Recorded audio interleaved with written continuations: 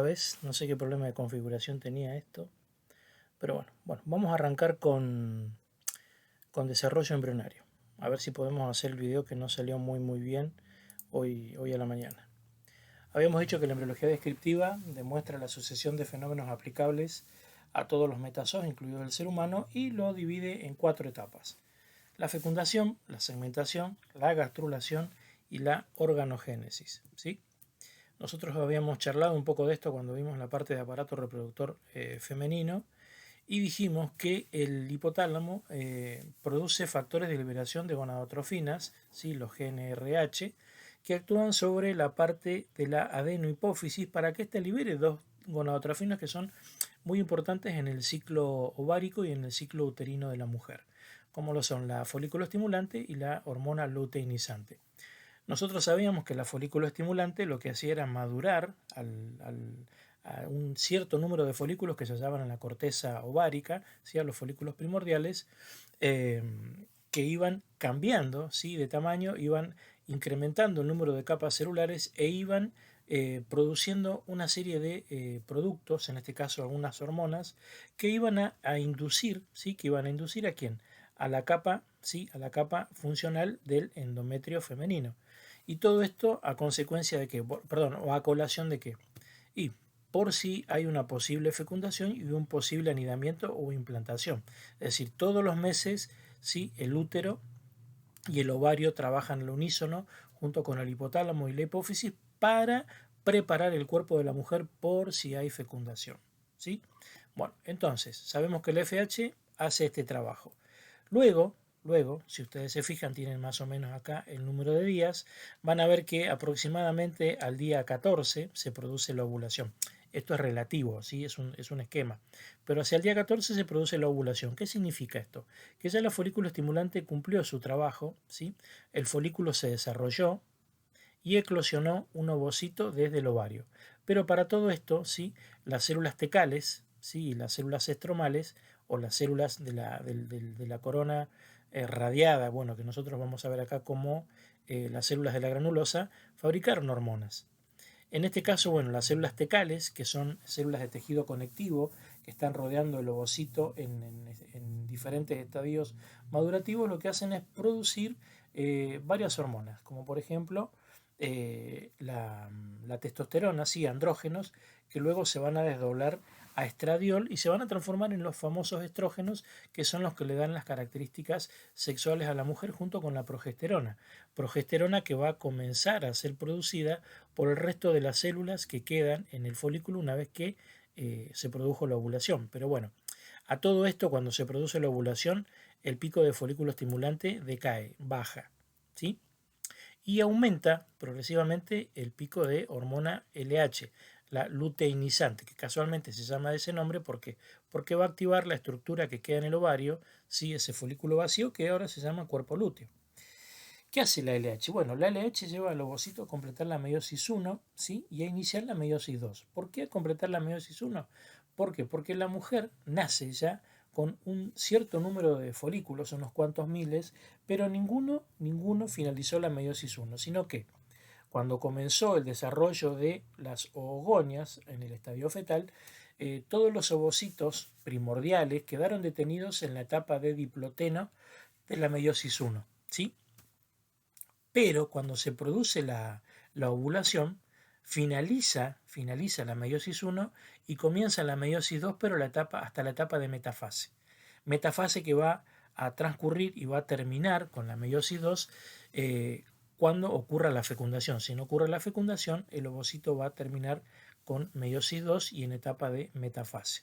¿Qué más hace la hormona luteinizante? Bueno, estimula la producción de progesterona por las células del estroma folicular, más precisamente por las células de la granulosa que quedaron luego de la ovulación, ¿sí? Y por otro lado también continúan produciendo estrógenos las células tecales que también quedaron presentes en ese folículo que ahora está vacío, ¿sí? ¿Y estas hormonas qué van a hacer? Y bueno, por un lado van a mantener el endometrio por si hay fecundación y luego, ¿sí? Van a mantener toda la maquinaria endometrial, es decir, van a mantener lo que es la fase proliferativa y la fase secretora. Si no hay fecundación, vendrá la fase menstrual, ¿sí? Termina el ciclo uterino con la fase menstrual y comienza con la fase menstrual. ¿Estamos de acuerdo? Bueno, entonces gracias a estas dos hormonas producidas por el folículo vacío una vez que ocurrió la ovulación son las que van a mantener toda esta maquinaria endometrial por si hay una posible anidación. Bueno, ya lo que no les comenté, pero bueno, que ya saben ustedes, es que ese pico de hormona luteinizante es el que provoca la ovulación. Bueno, acá les puse unas fotos que robé del ROS para que vean un folículo primario, un poco más avanzado que un folículo primordial, pero para que vean las células sí del estroma del ovario que forman las tecas ováricas y que son las encargadas de producir los estrógenos. Estas son células foliculares, son células epidérmicas. Esta es una membrana basal, ¿sí? Una lámina basal. Y acá tengo el ovocito y la lámina pelúcida o membrana pelúcida que está comenzando a desarrollarse. En este caso tengo un folículo primario avanzado y se puede ver la interacción que hay entre las células de la granulosa que que emiten proyecciones celulares a través de la membrana pelúcida hacia el citoplasma del ovocito, porque el ovocito también hay que mantenerlo. Y bueno, ¿qué más podemos observar? El desarrollo de la membrana pelúcida, que ahora es más gruesa, y la formación de estas vesículas, ¿sí? Por debajo de la membrana plasmática del ovocito, que son las que van a desencadenar la reacción de zona. Estos son los famosos gránulos corticales. Bueno, pero son vesículas. Son vesículas que están cargadas de enzimas, en este caso de enzimas proteasas. Y ya vamos a ver para qué. Acá tengo un folículo más avanzado, casi el folículo de Graf, donde se ve las células tecales, ¿sí? Rodeando al folículo, se ven las células de la granulosa, se ve el cúmulo ósforo, el ovocito con su membrana pelúcida y el antro folicular lleno de líquido, ¿sí? Ya preparándose para la ovulación cuando llegue el pico de hormona luteinizante. Bueno, pero toda esta maquinaria, todo esto que se desarrolló acá fue gracias a la folículo estimulante, ¿sí?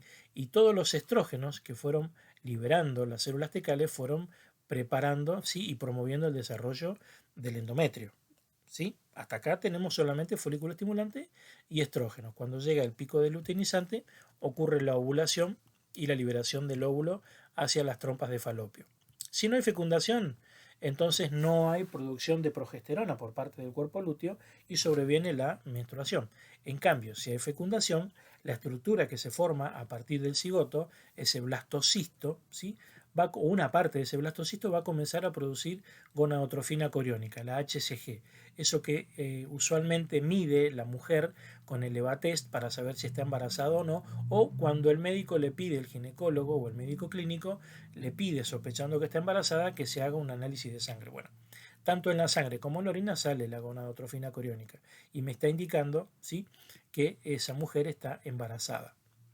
Bueno, esta hormona, la gonadotrofina coriónica, lo que hace es mantener el cuerpo lúteo, ¿sí?, durante aproximadamente 4 meses. Es decir, cumple la función y reemplaza la hormona luteinizante.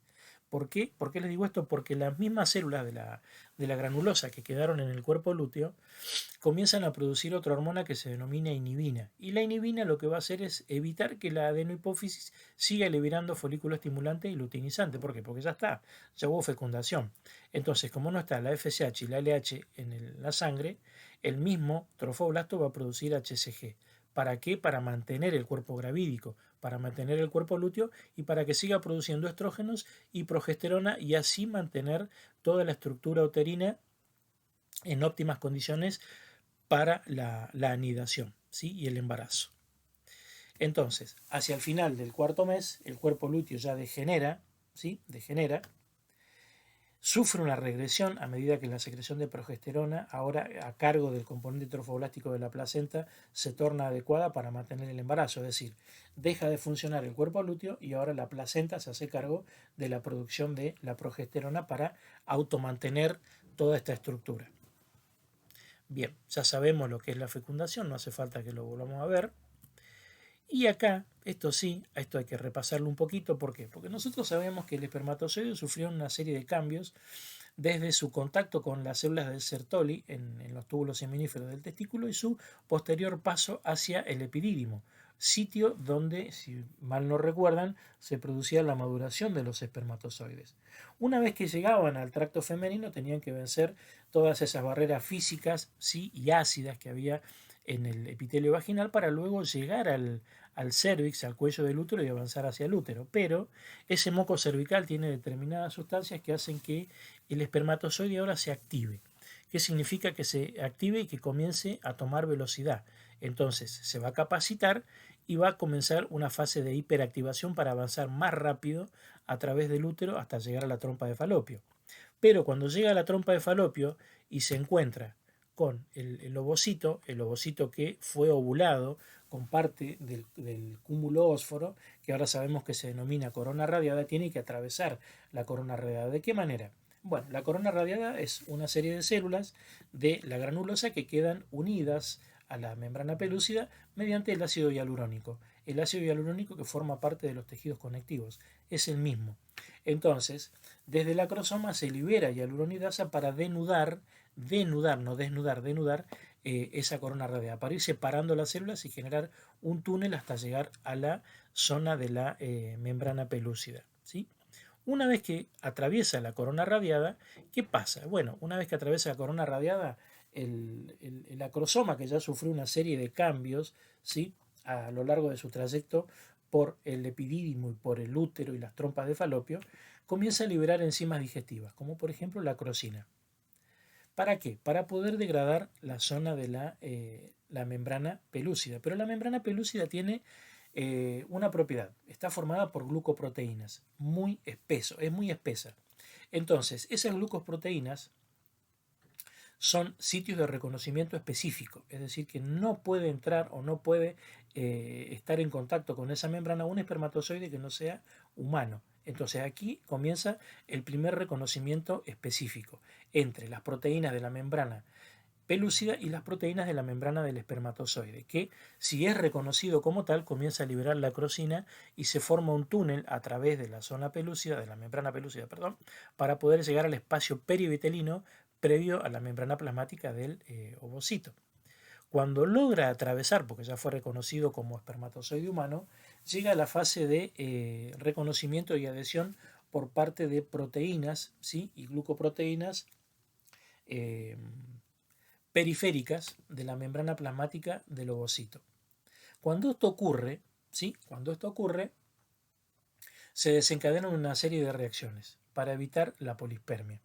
Una de esas reacciones que se habló esta mañana es una cuestión que tiene que ver con la despolarización de la membrana del ovocito. ¿Qué significa? Se abren canales de determinados iones, como por ejemplo el calcio, y esto provoca un cambio en la cantidad y la distribución de cargas eléctricas sobre la membrana plasmática del ovocito, lo cual hace que no haya otro fenómeno de reconocimiento y adhesión por si se llega a atravesar otro espermatozoide y llega al espacio perivitelino. Es decir, corta ahí la segunda etapa de reconocimiento. Este periodo de despolarización, de cambio de estructura eléctrica de la membrana, dura entre 1 y 5 minutos. Depende de la bibliografía. El ovocito cumple otra función más luego de la despolarización. Una vez que ocurrió la despolarización, ocurre el movimiento de los gránulos corticales, esas vesículas cargadas con proteasas, hacia el espacio perivitelino, es decir, se exocitan proteasas. Cuando se exocitan proteasas al espacio perivitelino, ¿qué pasa? Estas proteasas desactivan todas las proteínas de reconocimiento sobre la membrana plasmática del ovocito, lo cual significa que tampoco va a haber posibilidad de reconocer otro espermatozoide que llegue a ese sitio por accidente. Y por si fuera poco, estos mismos gránulos corticales hacen que las proteínas de la membrana del ovocito se liguen, ¿sí?, se asocien con las proteínas de la membrana pelúcida y formen una tercer barrera. ¿Para qué? Para que ningún otro espermatozoide llegue a la zona perivetelina. Entonces acá, con estas tres barreras, nosotros logramos la polispermia. Y estamos en condiciones de decir que ya parte de ese espermatozoide puede entrar al citoplasma del ovocito, es decir, la cabeza del espermatozoide, el núcleo, con parte del cuello y la cola. La membrana del espermatozoide queda del lado de afuera del ovocito, no entra en el citoplasma. Bien, entonces las fases de la fecundación son la penetración de la corona radiada por acción de la hialuronidasa liberada por el espermatozoide, la penetración de la zona pelúcida previo reconocimiento específico entre la membrana pelúcida y la membrana del espermatozoide. Si no hay reconocimiento, no entra. Liberación por parte del espermatozoide de la acrosina para generar ese túnel a través de la membrana pelúcida, ¿sí? El paso hacia el espacio perivitelino, el reconocimiento y adhesión de las membranas celulares del ovocito y el espermatozoide y las posteriores barreras que evitan la polispermia. Primero, el fenómeno de despolarización con redistribución en cuanto a cantidad y ubicación de cargas sobre la membrana plasmática, que duraba entre 1 y 5 minutos, evitando así una posible adhesión de otro espermatozoide, la liberación de los granos corticales al espacio perivitelino, desactivando todas las glucoproteínas periféricas de reconocimiento para que no se reconozca a otro espermatozoide salvo el que llegó primero, y por último, la generación de una nueva barrera proteica, ¿sí?, que se organiza a partir de las proteínas de membrana del ovocito y las proteínas de la membrana pelúcida. Y ya con esto no entra ninguno más. Si por accidente, por una cuestión fortuita, entra uno o dos espermatozoides más, digamos que esta nueva célula triploide o tetraploide no llega a desarrollarse y muere en el espacio del tiempo. No genera un individuo. Bueno, acá hay un dibujito para ver esas etapas. En este caso ya sabemos que una vez que entró el núcleo del espermatozoide al citoplasma del ovocito, se completa ya la meiosis 2, que estaba en metafase, se forma el pronúcleo femenino y el otro cuerpo polar, y ocurren los fenómenos de singamia y anfimixis. ¿Qué significa? Se enfrenta el material genético de ambos padres, ¿sí?, se ubican en la placa ecuatorial y se inicia la mitosis. Y posteriormente, ¿qué sucede? Se activa metabólicamente el cigoto. ¿Por qué? Porque si va a haber mitosis, necesita activar toda su maquinaria metabólica para poder continuar con el desarrollo a lo largo de su trayecto de la trompa de Falopio, que es donde ocurrió la fecundación. También recuerden que a través de la trompa de Falopio pudo transcurrir este ovocito y ahora el cigoto gracias a las corrientes, ¿sí?, que generan los cilios que forman parte de ese epitelio cilíndrico que tapiza la trompa de Falopio. Por otro lado, recuerden que había células secretoras que estaban produciendo sustancias ricas en nutrientes para que pueda absorber este cigoto en desarrollo, porque como ustedes saben, nuestro cigoto, nuestro óvulo y nuestro espermatozoide no tienen cantidades de vitelo, de sustancia de reserva suficientes para poder mantener el desarrollo, como ocurriría con otro vertebrado, como por ejemplo una gallina, un huevo de gallina. Bien, entonces ahora continuamos ya con el cigoto. ¿Qué pasó? Los resultados de la fecundación. Ustedes ya lo saben.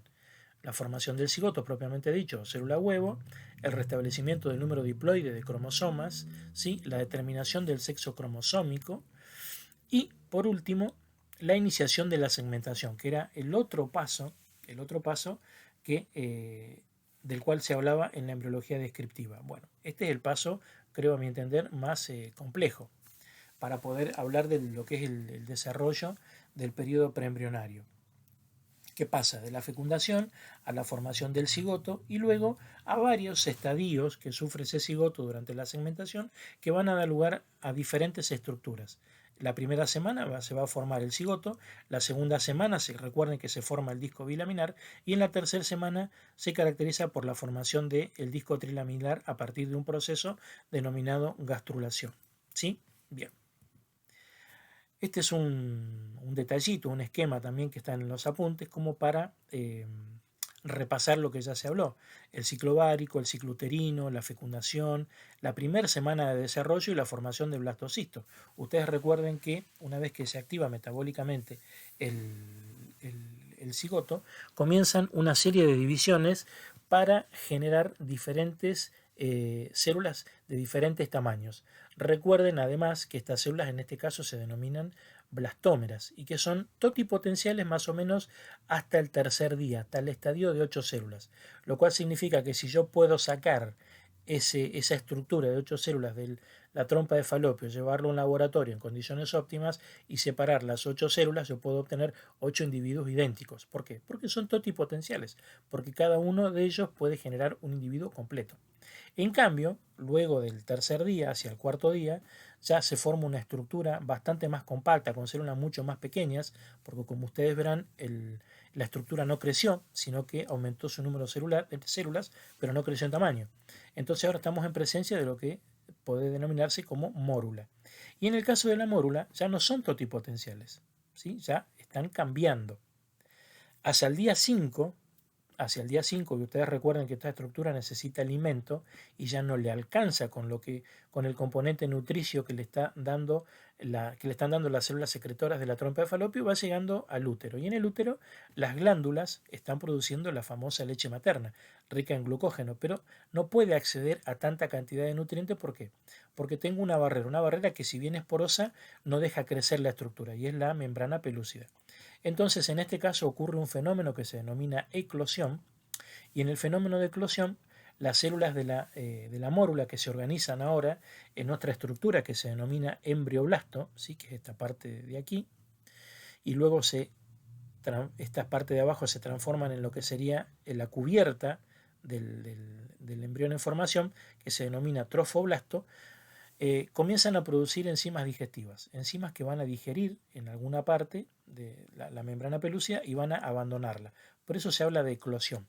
Y este es el paso previo al fenómeno de aposición, ¿sí? De cuando el blastocisto, no blástula, recuerden que en el ser humano se llama blastocisto, cuando el blastocisto se apoya sobre el endometrio materno, ¿sí? O sea, ocurrió acá un paso intermedio que se denomina eclosión, cuando abandona la membrana pelúcida, un segundo paso que se denomina aposición entre el día 4 y medio y 5, y luego viene el fenómeno de adhesión, cuando ya se pega, ¿sí? Interactúan las células del epitelio cilíndrico del endometrio con las células planas del trofoblasto, ¿sí? Que está formando parte de esa capa externa del blastocisto. Luego sobreviene otra etapa, que es la etapa de invasión, cuando el trofoblasto ahora cambia, se modifica. Bueno, esto es un resumen de los dibujitos, pero cuando el trofoblasto se modifica, ¿sí? Ustedes verán que son células planitas, se va a modificar y se va a diferenciar. ¿Por qué? Porque a este nivel ya las células no son más totipotentes, son pluripotentes. ¿Qué significa esto? Que cada una de estas poblaciones celulares, tanto la cubierta de blastocisto como la masa celular interna o embrioblasto, ya tienen caminos separados en cuanto a lo que es su función. Algunos genes se han activado y otros genes se han apagado. ¿Qué significa? Que hay grupos de células que van a definirse en diferentes poblaciones celulares y otras en otras poblaciones celulares. Entonces, ¿qué es lo que tengo acá? El trofoblasto, el embrioblasto, que se va a diferenciar al igual que el trofoblasto, y el blastocele, la cavidad del blastocisto. Todas son células pluripotenciales, no totipotenciales. Nosotros sabemos que durante la segunda semana, ya cuando el blastocisto ya se adhirió, comienzan a ocurrir cambios, comienzan a aparecer nuevas poblaciones celulares.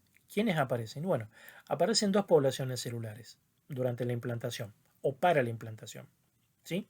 Que logran la invasión de lo que sería el blastocisto hacia el interior de la cavidad uterina, hacia el interior de lo que sería el endometrio. Esas nuevas poblaciones son, a partir del trofoblasto, el sincitio trofoblasto, ¿sí? Que es una población sincitial. ¿Por qué? Porque no tiene límites aparentes, es un tejido multinucleado que tiene la capacidad de producir hormonas, enzimas digestivas que van a digerir el endometrio, para poder llegar a los capilares endometriales y a las glándulas productoras de glucógeno. Por otro lado, el resto del trofoblasto se va a transformar en citotrofoblasto, una capa de células cúbicas. Esto está ocurriendo hacia el día 7. Pero el embrioblasto, que también ya definió lo que tenía que hacer, va a generar dos capas nuevas, ¿sí? Dos capas nuevas. Estas dos capas, recuerden que van a señalizar lo que es el trofismo del citotrofoblasto, del blastocisto. Lo van a meter y lo van a alimentar. Pero las otras dos capas del blastocisto que se forman hacia el día 7, ¿sí? van a comenzar la generación de las capas de tejidos que luego van a originar todos los tejidos del cuerpo en el feto, que va a venir luego de el desarrollo embrionario, ¿sí? Bueno, esas dos capas que se van a generar a partir del embrioblasto son el epiblasto, que es esta capa de células cilíndricas de color celestita, y el hipoblasto, que es esta capa de células planas amarillas, ¿sí? A esto generalmente se lo llama, de acuerdo a la bibliografía que consulten, ectodermo primitivo, y esto se lo denomina endodermo primitivo. Por otro lado, bueno, acá todavía tengo la cavidad del blastocisto, van a ver por qué cambia de nombre, y por encima del epiblasto se va a generar una nueva capa celular y una cavidad. Se va a comenzar a llenar de líquido y se va a formar la cavidad amniótica. Esa cavidad amniótica va a estar tapizada por una población de células derivadas del epiblasto, que son los amnioblastos, ¿sí? Y se me va a definir una nueva cavidad, que es la cavidad amniótica. Entonces, durante el fenómeno de implantación del blastocisto en el endometrio materno de los 9 días, bueno, el trofoblasto se diferencia ahora en dos poblaciones. El citotrofoblasto, una capa de células cúbicas, ¿sí?, similares a células epiteliales, son como células epiteliales, y el sincitiotrofoblasto, que como la palabra lo dice, forma un sincitio, un tejido multinucleado, ¿sí?, sin límites celulares aparentes y con propiedades que produce enzimas digestivas para horadar el endometrio materno y llegar a los capilares y a las glándulas, para establecer conexión con los nutrientes, porque ahora ya tengo más poblaciones celulares, esto ya está creciendo y necesito alimentarlo. Entonces, luego de esto, ¿sí?, luego de estas dos capas celulares que intervienen en la implantación, sobreviene la formación del epiblasto y el hipoblasto. Posteriormente, ¿sí?, el hipoblasto va a generar una capita, ¿sí?, del grosor de una célula, que va a tapizar todo la cavidad del blastocele, ¿sí? Esta membrana que se genera a partir del hipoblasto se denomina membrana de Heuser o membrana exocelómica. Y esa cavidad exocelómica que va a determinar esta membrana también se denomina saco vitelino primario o primitivo. Por otro lado, bueno, se forma el amnios y la cavidad amniótica en la parte superior. Es decir, tengo una estructura con dos lagunitas. La cavidad exocelómica y la cavidad amniótica. Cavidad exocelómica o saco vitelino primitivo. En esta imagen puede verse el blastocisto, ¿sí?, ya con el embrioblasto ya transformado en el disco bilaminar que caracteriza a la segunda semana de desarrollo, y diferenciado en el epiblasto y el hipoblasto. Por un lado, el epiblasto, bueno, va a generar todos los amnioblastos que van a tapizar esta nueva cavidad, ¿sí?, la cavidad amniótica, y las células del hipoblasto van a generar la membrana de Heuser o exocelómica, que van a tapizar el blastocele para dar origen al saco vitelino primitivo o primario. Bien, hacia los 10-11 días de implantado, ¿sí?, el blastocisto, podemos observar que ya está metido íntegramente en el endometrio materno, que ya está comenzando a entrar en contacto, ¿sí?, a horadar, a romper a los capilares endometriales y también a las glándulas productoras de glucógeno. Y por otro lado se formó el tapón de cierre. Este tapón de cierre, por lo general, es el que provoca esas pérdidas de sangre en las embarazadas, ¿sí?, las cuales hace que, bueno, corran al ginecólogo porque tienen una pérdida de sangre en orina o en la ropa interior. Bueno, se debe a que si no se forma tardíamente este tapón de cierre, la sangre de estas lagunas que está generando el sincitiotrofoblasto comienza a gotear aquí. Entonces aparece como una posible pérdida. Y el ginecólogo manda, o el médico clínico, o la obstetra, manda a la mujer a hacer reposo, hasta que se genere el tapón, que en un par de días se genera, se forma, y luego transcurre todo normalmente, ¿sí? Más o menos entonces hasta acá estamos, con las distintas poblaciones y las distintas cavidades neoformadas. Ahora bien, hacia el día 11 se genera una nueva capa de tejido conectivo laxo, ¿sí?, entre la membrana de Heuser o la membrana exocelómica y el citotrofoblasto. Toda esta capa va a rodear íntegramente a esta esferita, ¿sí?, que fue originada a partir del blastocisto, es decir, va a rodear al a la cavidad amniótica y a la cavidad del saco vitelino. Entonces va a formar toda una capita de tejido conectivo que se denomina ahora mesodermo extraembrionario. ¿Sí? Aparece una nueva capa de tejidos. Sigo teniendo el saco vitelino primario o cavidad exocelómica, sigo teniendo la membrana de Heuser, sigo teniendo el disco bilaminar formado por el epiblasto y el hipoblasto, sigo teniendo la cavidad amniótica con los amnioblastos, el citotrofoblasto y el sincitiotrofoblasto. Hasta acá, más o menos está claro. Bueno, espero que les quede claro a ustedes también. Por otro lado, están comenzando a formarse redes de lagunas, ¿sí? Que es lo que está propiciando el sincitiotrofoblasto. Esta semana, ¿sí? Casi al final, el día 12, yo ya puedo observar que se establece una circulación lagunar alrededor del blastocisto ya en desarrollo. Por otro lado, puedo observar que ya se estableció el disco bilaminar y además puedo observar que hay cavitación en el mesodermo extraembrionario. Esa cavitación me va a originar otra cavidad que va a rodear a todas estas estructuras, ¿sí? Entonces, comienza a cavitarse y se forma lo que se denomina celoma extraembrionario. No se lo confundan con la cavidad exocelómica o saco vitelino primitivo, ¿sí? Comienza el periodo lagunar, otra característica de la semana 2, el periodo lagunar. Erosiona, erosiona, erosiona y queda esta esfera rodeada por sangre y por la secreción de las glándulas productoras de glucógeno. Ya hacia el día 13, ¿sí? Hacia el día 13 tengo las lagunas totalmente formadas, la circulación de sangre hacia el interior de esta estructura, la sangre circula y baña esta estructura, pero no entra, no se mezcla con lo que hay acá adentro, sino que todos los nutrientes y la sustancia de desecho van en direcciones opuestas. Siempre hay difusión a través del citotrofoblasto. El sincitio promueve, ¿sí?, que haya nutrientes rodeando la estructura, pero no hay mezcla de lo que pasa acá adentro con lo que pasa acá afuera, ¿sí? ¿Qué más tengo? Bueno, esa cavidad las cavidades que habían comenzado a aparecer en el mesodermo extraembrionario, ahora se llenan de líquido y forman una cavidad más grande que va obliterando el saco vitelino primitivo, ¿sí? Y forma un quistecito por acá al final. Y va a desarrollarse lo que es el celoma extraembrionario, que va a rodear al saco vitelino primitivo y a la cavidad amniótica, ¿sí?, por todos lados. Pero va a haber una esfera dentro de otra esfera. Y por otro lado, yo ya acá puedo hablar de estas capas celulares, ¿sí?, que son el sincitio, el cito y el mesodermo extraembrionario como formadores del corion. Corion, que es una parte fundamental en la generación de lo que es la placenta, ¿sí? Y cuando se una al amnio, cuando ocurran los plegamientos que tienen que ocurrir ya luego del periodo embrionario, se va a formar la membrana amniocoriónica, que es lo que va a determinar ya la constitución definitiva de lo que es la placenta. Por otro lado, además de la cavidad coriónica y de la membrana coriónica, yo tengo unas columnas, ¿sí?, de citotrofoblasto que están comenzando a crecer hacia el interior del sincitio. Están comenzando a formarse ya las vellosidades coriónicas. Y en este caso son vellosidades primarias. ¿Por qué vellosidades primarias? ¿Por qué?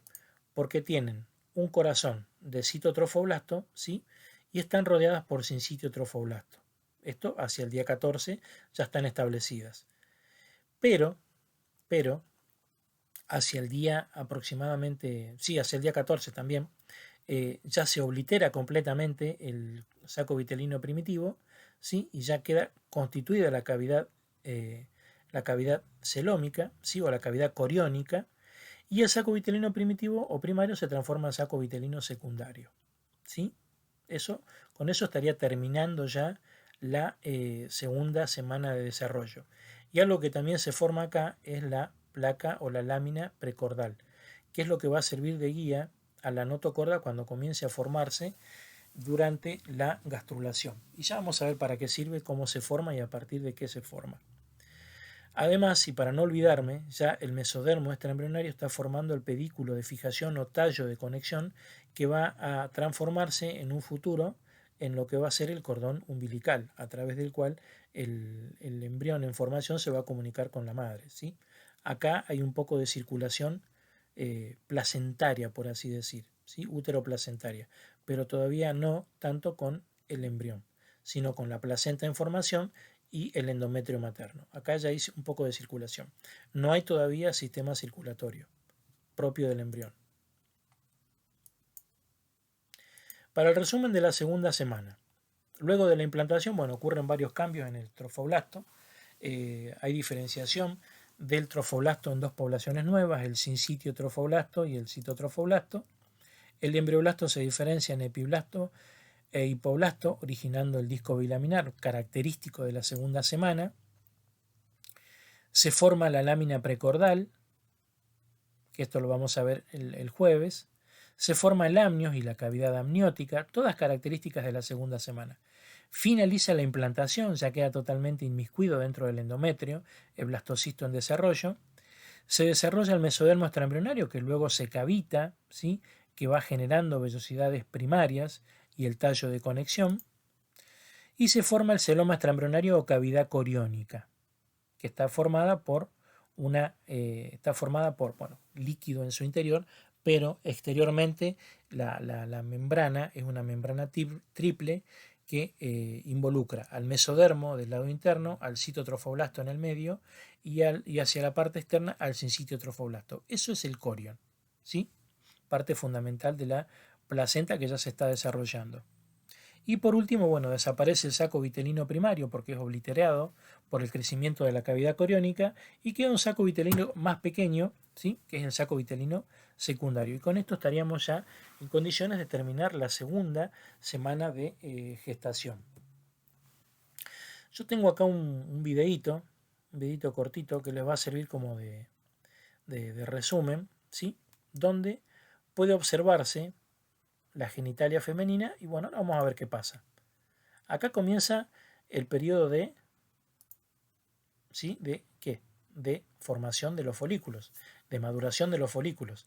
Posteriormente, esos folículos maduran, o uno madura, y es ovulado. Pero recuerden que atrás de todo este proceso que ocurre en el ovario y que simultáneamente está ocurriendo en el útero, están presentes dos hormonas hipofisiarias que eran la LH y la FSH. Y por otro lado, esta estructura, ¿sí?, las células tecales estaban produciendo estrógenos que estaban modificando las características uterinas, más precisamente la capa funcional del endometrio, para una posible anidación, ¿sí? Bueno, vamos a ver qué sucede una vez que madura el folículo por acción de la folículo estimulante y ahora por acción de la hormona luteinizante que hace que ese folículo ovule el ovocito. Se produce la ovulación por un pico de hormona luteinizante y el ovocito abandona el ovario, abandona el folículo y se dirige con un grupo de células de la granulosa que se denominan cúmulo o ósforo, se dirige hacia la ampolla uterina, ¿sí?, que está moviéndose, ¿sí?, con movimientos de peristalsis para atraer con corrientes fluidas el ovocito hacia el interior de la trompa y no caiga hacia la zona del peritoneo. Una vez que comienza, ¿qué pasó? En el ovario quedó el folículo roto y el folículo roto ahora, por acción de la hormona LH, se transforma en el cuerpo lúteo. Es decir, que ese cuerpo lúteo va a comenzar a producir hormonas bajo el comando de la LH. ¿Qué hormonas va a producir? Bueno, va a continuar produciendo estrógenos en menor cantidad, pero va a producir ahora otra hormona en mayor cantidad, que es la progesterona, que es la necesaria luego para mantener el embarazo, ¿sí?, en el tiempo. Y ahora se va moviendo el ovocito hacia la trompa de falopio. Recuerden que estaba en estadio de meiosis 1, en diploteno de meiosis 1, y cuando se produce la ovulación, termina la meiosis 1, comienza la meiosis 2 y se para en la etapa de metafase, ¿sí? No finaliza, queda en metafase. ¿Qué sucede luego? Bueno, comienza a transitar por acción de las corrientes generadas por los cilios del epitelio de la trompa de falopio y se encuentra con los espermatozoides. Espermatozoides que, como ustedes saben, tienen que reunir una serie de características, cumplir con una serie de pasos para lograr la fecundación. Cuando se produce la fecundación, finaliza la segunda división meiótica, se forma el pronúcleo femenino y se asocia con el pronúcleo masculino. Bueno, yo hasta acá tengo el cigoto en formación, ¿sí? Y ocurre otra cosa más. Ocurre la fusión de o el encuentro del material genético masculino y femenino y la activación metabólica de esta nueva célula que es el cigoto, ¿sí? El cigoto diploide. Y vemos cómo sigue a través del útero. Fíjense el tiempo, de 12 a 24 horas ya comenzó a sufrir mitosis, ¿sí? Y comenzó a generar células o blastómeras. Tengan en cuenta que estas blastómeras son totipotenciales hasta el estadio de aproximadamente 8 células. Una vez que pasan el estadio de mórula ya se vuelven pluripotenciales, ¿sí? La mórula en algún momento se cavita, ¿sí? Deja de ser una estructura densa, ¿sí? Una pelota de células, y se ahueca. Entra líquido a través de la membrana pelúcida, que es porosa, ¿sí? Parte del líquido que está generando la trompa de falopio, que tiene funciones nutritivas, y se cavita. Esa cavitación va a dar origen a una estructura que se denomina cavidad del blastocisto o blastocele. Y las células, ¿sí? Que fueron aplastadas hacia uno de los polos, forman el embrioblasto, ¿sí? O masa celular interna. Recuerden que el trofoblasto ahora está en condiciones de proceder a desdoblarse porque son células pluripotenciales y ya tienen la capacidad de diferenciarse en tal o cual cosa, ¿sí? Es decir, hay genes que se apagaron y hay genes que fueron activados. Entonces, el trofoblasto se va a desdoblar en dos capas, el citotrofoblasto y el sincitiotrofoblasto, una vez que llegue al útero. Y el embrioblasto se va a desdoblar en otras dos poblaciones diferentes que son el epiblasto y el hipoblasto. Hasta acá todavía no, porque recién vamos en el día aproximadamente 5. Ahora hay que ver qué sucede cuando se produce el fenómeno de aposición y adhesión. Acá ya ocurrió el fenómeno de eclosión. Acá el blastocisto ya abandonó la membrana pelúcida y va directamente a encontrarse con las células del endometrio. Cuando llega a las células del endometrio ocurren los fenómenos de aposición, es decir, se apoya sobre el endometrio, y luego de reconocimiento y adhesión, ¿sí? Entre las células del trofoblasto y las células del epitelio del útero, del endometrio. Una vez que ocurrió esta fase de reconocimiento y adhesión, luego de la aposición, comienzan a aparecer las nuevas poblaciones celulares, ¿sí? El embrioblasto todavía no se modificó, la cavidad del blastocisto sigue siendo el blastocele, pero el trofoblasto sí, ya comenzó a diferenciarse en citotrofoblasto y el sincitiotrofoblasto. El sincitiotrofoblasto con capacidades digestivas para poder entrar en el endometrio. Acá viene la fase de la invasión. Una vez que comienza a invadir, que comienza a desarrollarse, el embrioblasto se activa, ¿sí? Y se genera una cavidad sobre ese embrioblasto que es la cavidad amniótica. El embrioblasto se desdobla en dos capas celulares, el epiblasto superior y el hipoblasto inferior. En alguna bibliografía van a encontrar que el epiblasto se lo suele denominar ectodermo primitivo y al hipoblasto endodermo primitivo. No le hagan mucho caso porque después se van a confundir durante la gastrulación, pero bueno, tengan presente que lo pueden llegar a encontrar así. Por otro lado, el epiblasto va a generar una capa celular que va a tapizar esa cavidad amniótica y va a generar los conocidos amnioblastos. Y por otro lado, el hipoblasto, recuerden que va a generar una nueva capa celular que va a tapizar por dentro al citotrofoblasto y va a denominarse membrana de Heuser. Y con esto se va a determinar una nueva cavidad, que es la misma cavidad del blastocisto, pero forrada con la membrana de Heuser o con la membrana exocelómica. Es decir, se va a formar el saco vitelino primitivo o primario. Y el sincitiotrofoblasto que va a comenzar a horadar cada vez más y a fabricar lagunas trofoblásticas en el interior del endometrio, porque ustedes recuerden que la segunda semana, además de caracterizarse por la presencia de el disco bilaminar, también se caracteriza por la fase de laguna, ¿sí? Es un periodo lagunar. ¿Por qué? Porque esta estructura, el blastocisto en desarrollo, necesita rodearse de sangre para poder tomar por difusión los nutrientes provenientes de la madre, ya sea a partir de la sangre o de las glándulas endometriales que no están dibujadas. Por si fuera poco, a partir del día 9 comienza a gestarse una nueva capa de tejido entre la membrana de Heuser y el citotrofoblasto, ¿sí? Esa nueva capa de células se va a denominar mesodermo extraembrionario. ¿Sí? Para finalizar, ya tengo todas esas capas celulares. Y ahora voy a tener la cavidad exocelómica o saco vitelino definido, rodeadas por el sincitio, el cito y el mesodermo extraembrionario. ¿Estamos de acuerdo? Bien. Sigamos con el video. Es más o menos la presentación. Hacia el día 10 u 11, ese mesodermo extraembrionario se cavita, ¿sí? Se llena de líquido y genera una cavidad. Genera una cavidad. ¿Qué va a ser la cavidad?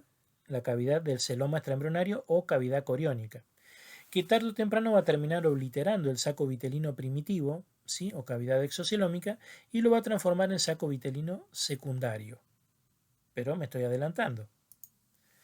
Una vez que finaliza la cavitación y la obliteración del saco vitelino primario, se genera el saco vitelino secundario, ¿sí? Y la cavidad coriónica, que es cada vez más grande, llena de líquido.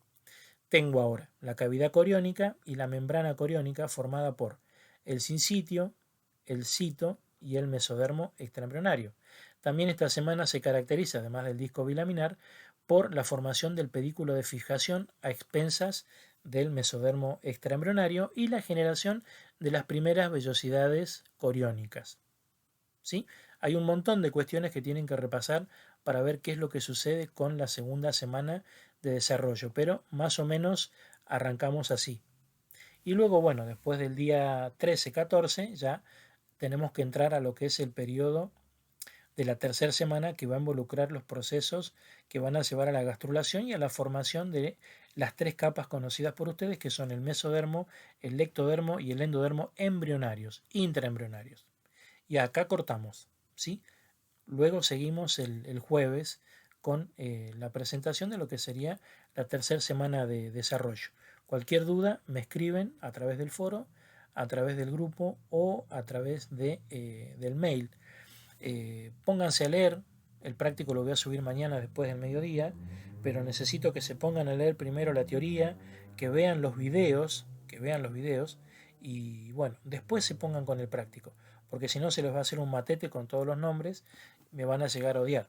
¿Sí? Entonces la idea es que primero lean, terminen los que tienen que terminar con el práctico del sistema reproductor y luego se pongan tranquilos a leer la teoría y a resolver el práctico despacio. Es un práctico largo y hay que resolverlo por etapas.